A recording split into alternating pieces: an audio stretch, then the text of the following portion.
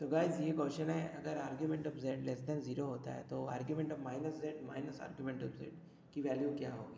ठीक है, तो जैसा कि हम जानते हैं argument of z of any complex number is what, tan inverse y by x. Basically ये एंगल होता है। तो अगर ये आर्गन प्लेन है, लेट से अगर ये z है, तो ये जो थीटा है इस वैल्यू को कहते हैं हम लोग आर्ग्यूमेंट ऑफ z।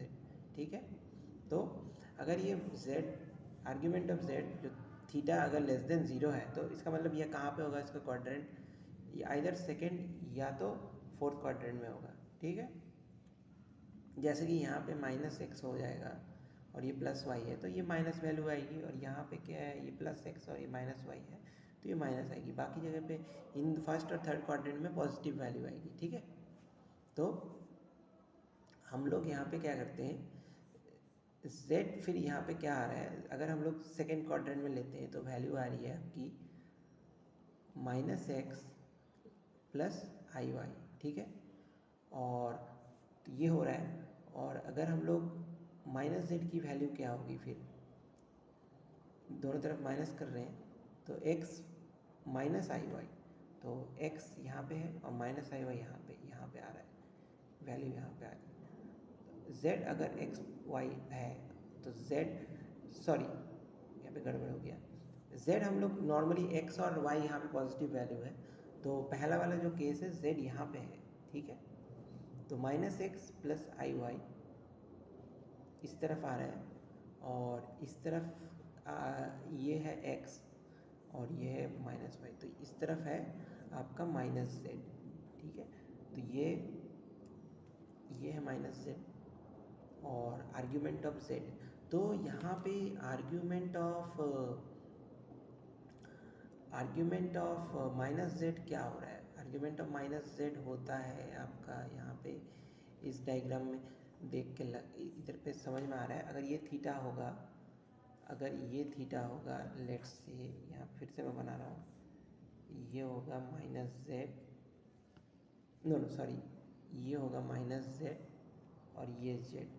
तो अगर ये थीटा है, आर्ग्यूमेंट जब हम करते हैं तो ये थीटा यहीं से मेज़र होती है।